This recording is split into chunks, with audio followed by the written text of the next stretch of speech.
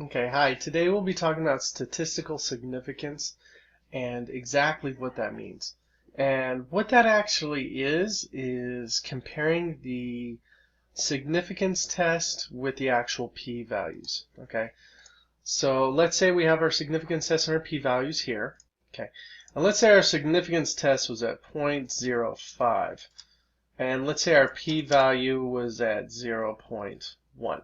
Okay, now that's above. So at this point, what we would do with the null hypothesis is we would fail to reject null.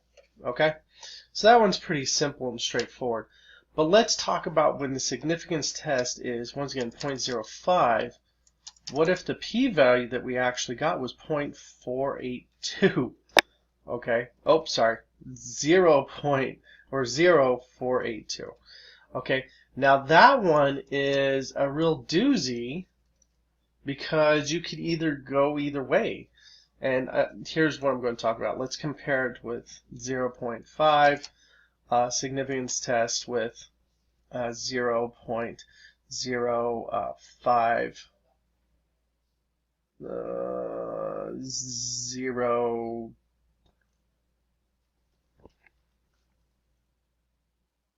Let's do, let me see. Oh man, why am I blanking on this? There we go. Okay, something that looks like that. All right.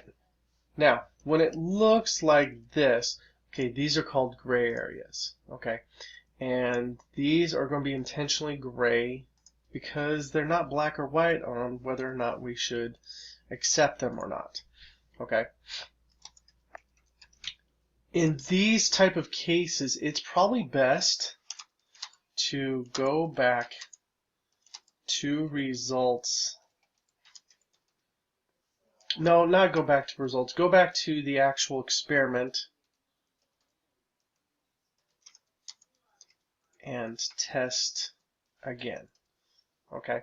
And one of the huge big, besides what was going on with it, one of the huge big ones that really comes across in statistics is the study of the anti-vaccinations. In other words, vaccinations and whether or not they cause autism and stuff. And sometimes it's just better to just go back and just experiment and test again.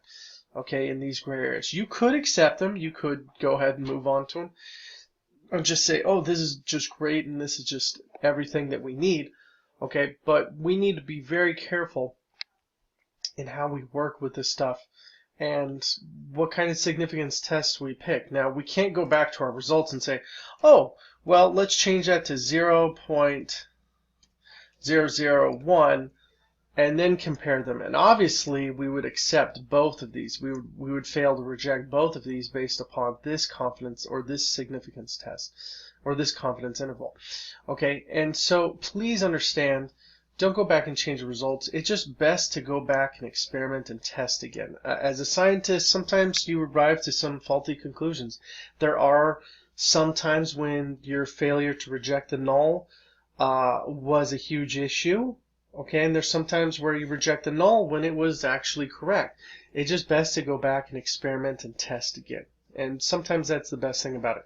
The sucky thing is that if you do get to be an actual scientist and you do work with this stuff, sometimes the grant money just runs out and you just have to either accept one way or another.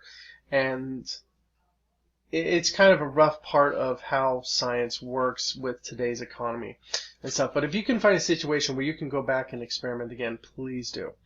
All right, that's it for statistical significance, and I hope you understand that this is a huge gray area and you just need to take your time and pay attention to the p-values. Thank you.